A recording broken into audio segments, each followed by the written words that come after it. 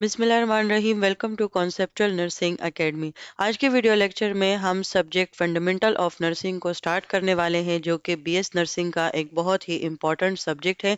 और इसके जो है बहुत से ऐसे फंडामेंटल कॉन्सेप्ट्स हैं जो कि पूरी नर्सिंग जर्नी में जो है ना वो हमारे सामने आते रहते हैं। तो इसमें जो मैंने फर्स्ट टॉपिक आप लोगों के लिए सेलेक्ट किया है तो वो है हमारे पास नर्सिंग प्रोसेस, जो कि बेसिकली फंडामेंटल ऑफ नर्सिंग का एक बेसिक फाउंडेशन है।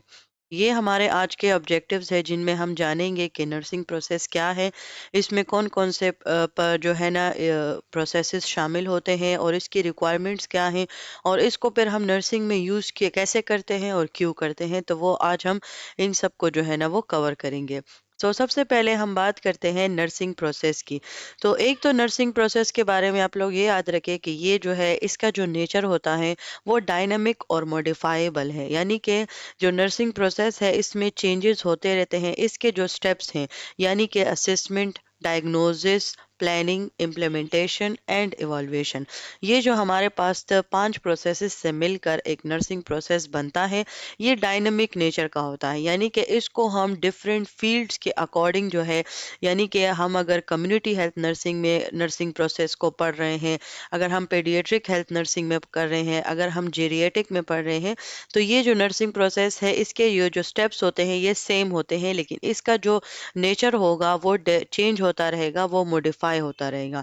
ये एक साइंटिफिक मेथड है जो कि नर्सिंग प्रोसेस में यूज़ किया जाता है। इसका मेन मकसद ये है ताकि एक नर्स जो है वो क्लाइंट्स की नीड्स को असेस कर सके और फिर उस नीड्स को फुलफिल करने के लिए वो कुछ ऐसे एक्शंस परफॉर्म करें ताकि वो उसकी नीड जो है या तो वो पूरी हो जाए, या तो उसको जो प्रॉब्लम है वो उससे जो है ना वो दूर हो जाए, मतलब वो प्रॉब्लम को सॉल्व कर सके।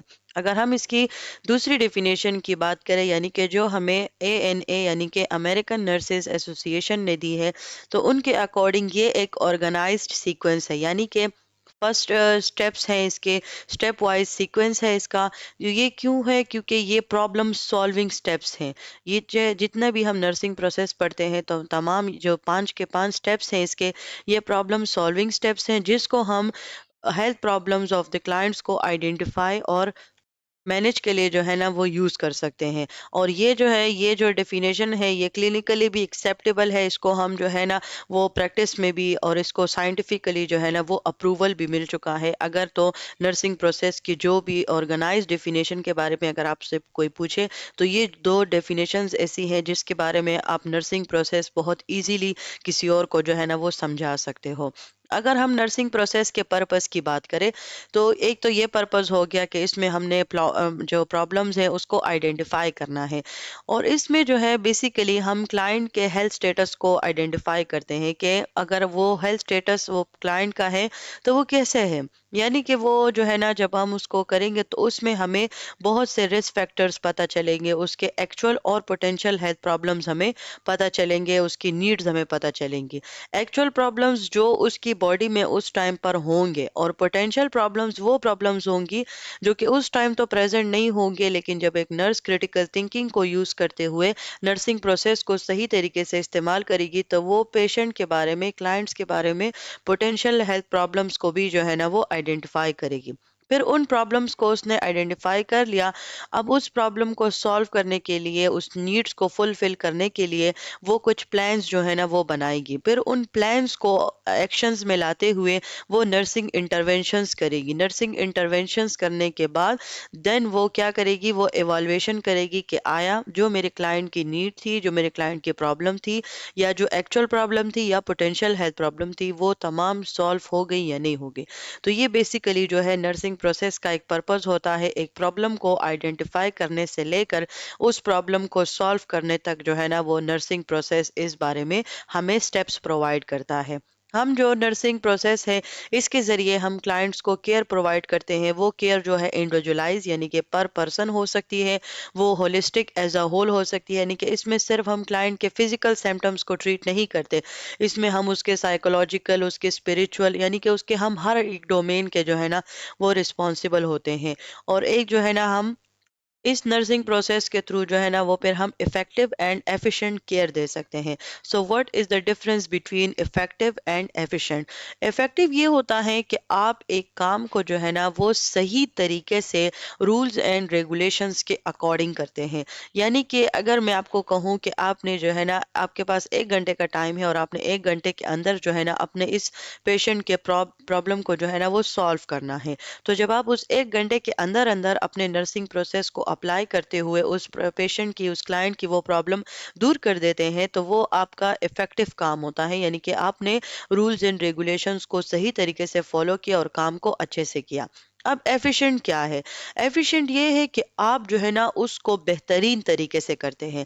इफेक्टिव आप उसको सही तरीके से रूल्स एंड रेगुलेशंस के मुताबिक करते हैं। एफिशिएंट में आप रूल्स एंड रेगुलेशंस को भी फॉलो करते हैं लेकिन आप बीच में जो है ना उसको बहुत बेहतरीन तरीके से करते हैं। यानी कि वही सेम एग्जांपल अगर मैं आपको दूं तो अगर मैं आपको 1 घंटे का टाइम दिया तो आप जो है ना 30 मिनट के अंदर अंदर आपने अपने क्रिटिकल थिंकिंग स्किल्स को यूज करते हुए आपने वो प्रॉब्लम जो है ना वो आइडेंटिफाई कर ली और उसको सॉल्व भी कर लिया। तो ये बेसिकली आपका एफिशिएंट काम हो गया।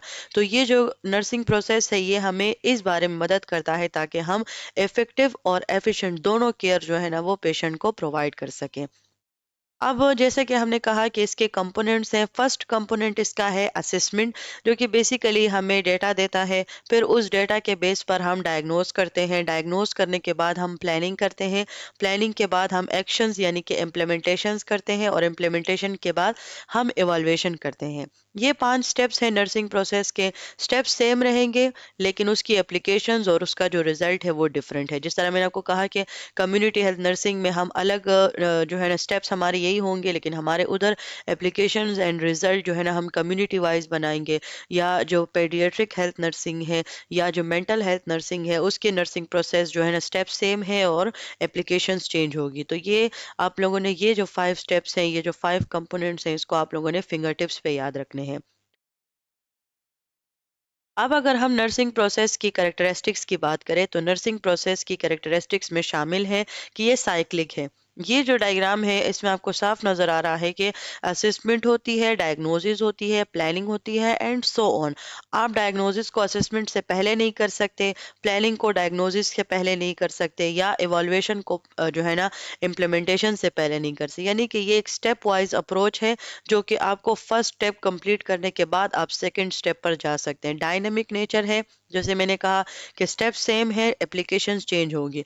इसमें हम क्लाइंट को अपने जहन में रखते हुए हम क्लाइंट्स की नीड्स पर फोकस करते हैं। यानी कि ये हमारे पास क्लाइंट नीड फोकस जो अप्रोच है, तो ये हमारे पास नर्सिंग प्रोसेस है। इसके अलावा डिसीजन मेकिंग में, प्रॉब्लम सॉल्विंग में, अच्छा इसके अलावा जो है हम जो नर्सिंग प्रोसेस करते हैं तो हम दूसरे हेल्थ केयर प्रोवाइडर्स के साथ भी जो है ना वो कोलैबोरेशन करते हैं। उनके साथ हमारी इंटरपर्सनल कम्युनिकेशन जो है वो हमारी कंटिन्यू रहती है क्योंकि हम पेशेंट को as a whole care provide कर रहे हैं। ये जो नर्सिंग प्रोसेस है इसकी यूनिवर्सल एप्लीकेबिलिटी है। यानी कि इसको आप पूरे मुल्क में, पूरे चाहे किसी एक मुल्क तक नहीं है, इसको आप पूरी दुनिया में जो है ना वो यूज़ कर सकते हैं। आप जिस भी, अगर आप मेडिकल फील्ड के हैं तो आप जो दुनिया के जिस भी कोने में चले जाएं तो आप सेम यही नर्सिंग प्रोसेस को ही जो है ना वो एप्लीकेबल करेंगे। इसके अलावा नर्सिंग प्रोसेस की इसलिए भी जो है ना वो इम्पोर्टेंस ज़्यादा है क्योंकि इसमें एक नर्स जो है ना वो क्रिटिकल थिंकिंग और क्लिनिकल रीजनिंग को जो है ना वो यूज़ करते हुए अपने क्लाइंट्स के लिए बेटर से बेटर डिसीजन मेकिंग करती है। अगर हम असेसमेंट की बात करें तो असेसमेंट बेसिकली हमारे पास यानी कि अभी हमने नर्सिंग प्रोसेस को समझ लिया, अब हम इस एक एक कंपोनेंट को जो है ना वो डिटेल के साथ पढ़ेंगे कि ये है क्या। नर्सिंग प्रोसेस का जो फर्स्ट कंपोनेंट है वो है हमारे पास असेसमेंट। असेसमेंट में हमारे पास 4 चीज़ें मिलकर असेसमेंट को बनाती हैं, जिसमें सबसे पहले आता है collection of data, organizing the data, validating the data and documenting the data. तो असेसमेंट बेसिकली इन 4 स्टेप्स से मिलकर जो है ना वो बनता है। इन 4 स्टेप्स में जो है ना वो हमारे पास सबसे पहले आती है उनकी टाइप्स ऑफ असेसमेंट। यानी कि अभी हम जो डेटा कलेक्ट कर रहे हैं, यानी कि जो असेसमेंट का जो फर्स्ट स्टेप है उसमें आता है कलेक्शन ऑफ डेटा। अब इस कलेक्शन ऑफ डेटा के लिए हमारे पास जो है ना 4 टाइप्स ऑफ असेसमेंट्स होती हैं। इसमें जो है सबसे पहले आता है initial nursing assessment, problem focused assessment, emergency assessment and time less assessment. ये जो 4 स्टेप्स हैं इसको हम बेसिकली असेसमेंट के फर्स्ट स्टेप को, यानी कि आप लोग जो है ना इस चीज़ में आप लोगों ने कंफ्यूज नहीं होने, ये हम सब कैटेगरीज पढ़ रहे हैं। यानी कि पहले हमने नर्सिंग प्रोसेस पढ़ा, नर्सिंग प्रोसेस के 5 स्टेप्स थे, उसमें हमने फर्स्ट स्टेप असेसमेंट का शुरू किया। असेसमेंट का जो स्टेप था, उस कलेक्शन ऑफ डेटा को जो है ना वो हम बेसिकली टाइप्स ऑफ असेसमेंट हमारे पास 4 हैं, इन्हीं 4 टाइप्स की असेसमेंट से लेके हम जो है ना डेटा को कलेक्ट करते हैं। इनमें से जो फर्स्ट यानी कि इनिशियल नर्सिंग असेसमेंट है, ये वो डेटा कलेक्शन होती है जो कि हम पेशेंट के एडमिशन के बाद उससे हम डिटेल हिस्ट्री लेते हैं, जिसमें हमारे पास एग्जांपल है नर्सिंग एडमिशन असेसमेंट। यानी कि जब एक पेशेंट जो है वो हॉस्पिटल में एडमिट होता है तो आफ्टर द एडमिशन नर्स जो है ना उसके पास जाती है और उससे जो है ना वो डिटेल असेसमेंट लेती है। वो उसका फर्स्ट इंटरेक्शन आता है पेशेंट के बाद आफ्टर एडमिशन, यानी कि पेशेंट के साथ उसका फर्स्ट इंटरेक्शन होता है आफ्टर एडमिशन। तो उसमें क्या होती है कि उसमें वो डेटा को उससे कलेक्ट करती है। तो ये डेटा कलेक्शन के लिए जो है फर्स्ट इनिशियल असेसमेंट हो गई। उसके बाद दूसरा तरीका है प्रॉब्लम फोकस्ड असेसमेंट, यानी कि इसमें जो नर्स होगी वो डेटा को कलेक्ट करेगी एक स्पेसिफिक प्रॉब्लम को आइडेंटिफाई करने के लिए। जिसकी एग्जांपल है कि एक पेशेंट का बार बार फीवर चेक किया जाता है, क्योंकि फीवर की टाइप्स हैं, जिसमें मैंने आपको अच्छे से वाइटल साइन जो है ना वो समझाए थे। उस वाइटल साइन में क्या होती है कि उसमें हमें पता चलता है, जिस तरह फीवर के डिफरेंट टाइप्स होती हैं, मलेरिया का टाइप जो है वो अलग है, डेंगू में अलग टाइप का, हमारे पास फीवर के टोटल 4 टाइप्स होती हैं। और फिर उन 4 टाइप्स को हम कैटेगराइज करते हैं डिफरेंट डिजीजेस के लिए। तो उसमें हमें पता चल जाता है तो कि वो फीवर जो है कितने गिनते घंटों बाद आ रहा है, दिनों बाद आ रहा है, तो उसमें हमें पता चलता है। तो ये बेसिकली एक स्पेसिफिक प्रॉब्लम को आइडेंटिफाई के लिए जो है वो हम असेसमेंट करते हैं। थर्ड जो है वो हमारे पास असेसमेंट का टाइप है, वो है इमरजेंसी असेसमेंट। यानी कि किसी को कार्डियक अरेस्ट हुआ है तो उसके लिए फिर हम उसके एबीसी यानी कि एयरवे, ब्रीथिंग, सर्कुलेशन जो है ना वो उसकी असेसमेंट करते हैं। तो वो इमरजेंसी असेसमेंट ये भी हमारे पास एक तरह का डेटा कलेक्शन है।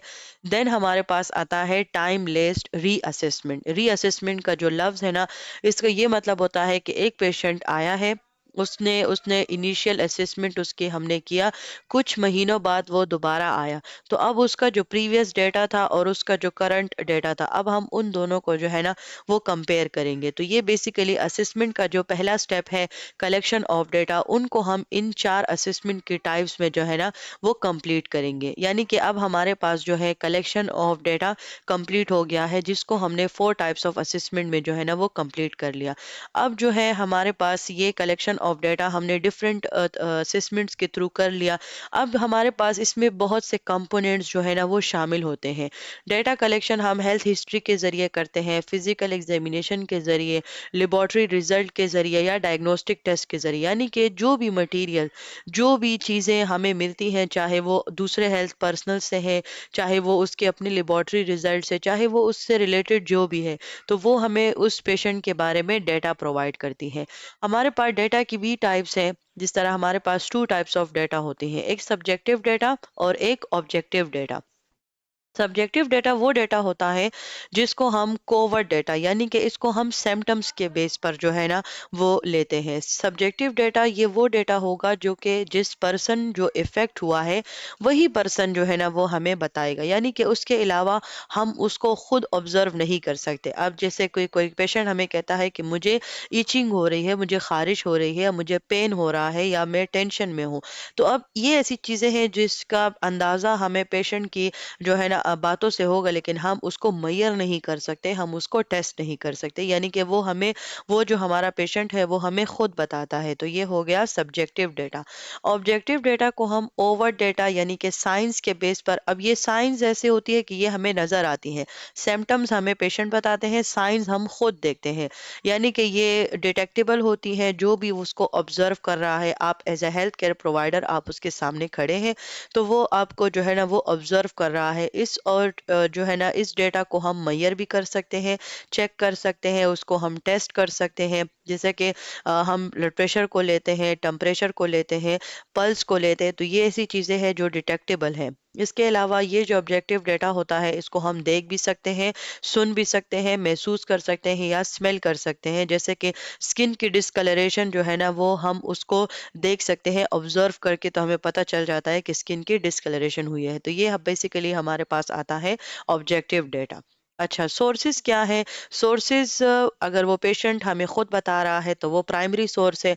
उस पेशेंट के अलावा हमें जो भी चीज़ उस पेशेंट के बारे में मालूमात दे रही है, वो हमारा सेकेंडरी डेटा है। सेकेंडरी डेटा में उसके पेशेंट के फैमिली मेंबर्स, उसके दोस्त, उसके हेल्थ केयर प्रोफेशनल जो उसको ट्रीट कर चुके हैं या जिनके पास रेफर हुए हैं, उसके रिकॉर्ड्स, उसके जो हेल्थ रिकॉर्ड्स हैं, उसके हेल्थ रिपोर्ट्स है, उसके लेबोरेटरी टेस्ट, डायग्नोस्टिक रिजल्ट, तमाम चीज़ें, तमाम वो मटेरियल जो कि अदर देन क्लाइंट हमें उस डेटा कलेक्शन में प्रोवाइड होते हैं, यानी कि जो हमें प्रोवाइड करते हैं जो डेटा, तो वो हमारे पास सेकेंडरी सोर्सेज होते हैं।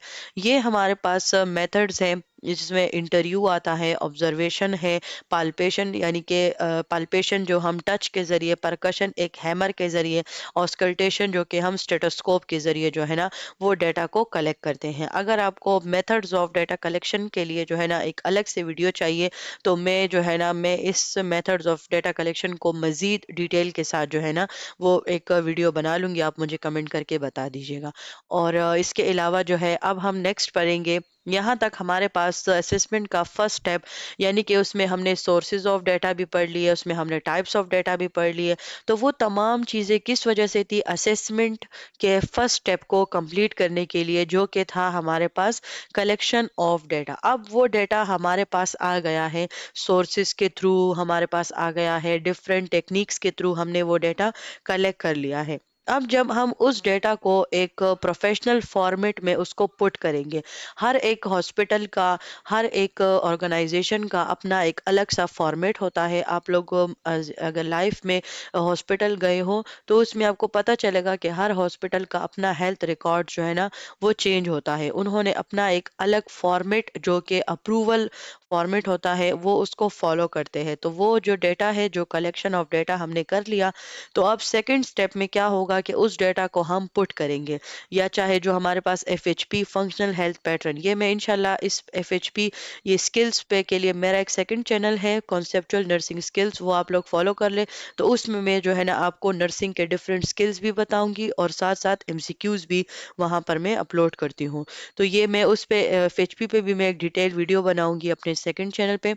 तो ये जो हमारे पास एफएचपी फॉर्म है या नर्सिंग असेसमेंट फॉर्म इसको कहते हैं, या एडमिशन फॉर्म, तो ये बेसिकली वो डेटा होता है जिस जो हमने कलेक्शन किया और फिर हम उस फॉर्मेट में जो है ना वो उसको हम ऑर्गेनाइज करेंगे। और वैलिडेशन क्या होती है? उस डेटा को और उस ऑर्गेनाइज डेटा को डबल चेक करना कि आया उसमें कोई गलती तो नहीं है। तो इसमें हम उसको वेरीफाई करते हैं। तो जब वो बिल्कुल 100% ठीक हो जाता है, कंप्लीट हो जाता है, देन उसके बाद हम उसको 4 स्टेप्स, यानी कि उसकी हम डॉक्यूमेंटेशन कर लेते हैं। यानी कि उसको हमने कलेक्ट कर लिया, ऑर्गेनाइज कर लिया, उसको वैलिडेट कर लिया। अब हम उस डेटा को जो है ना वो अपने क्लाइंट के लिए, अब क्लाइंट के हेल्थ स्टेटस के लिए, यानी कि वो अब हमारे पास एक्यूरेट डॉक्यूमेंटेशन हो गई। उसको हम क्लाइंट्स की रिपोर्ट्स में भी मेंशन करेंगे, क्लाइंट्स के हेल्थ रिकॉर्ड्स में, उसके रिपोर्ट्स में भी जो है ना वो हम उसको मेंशन करेंगे। तो यहाँ पर हमारे पास नर्सिंग प्रोसेस का जो फर्स्ट कंपोनेंट है, असेसमेंट, वो यहाँ पर ख़त्म हो गया। इसके बाद जो है वो हम इंशाल्लाह डायग्नोसिस नेक्स्ट वीडियो से स्टार्ट करेंगे। आज के लिए इतना काफ़ी है, इसको आप गौर से समझ लें।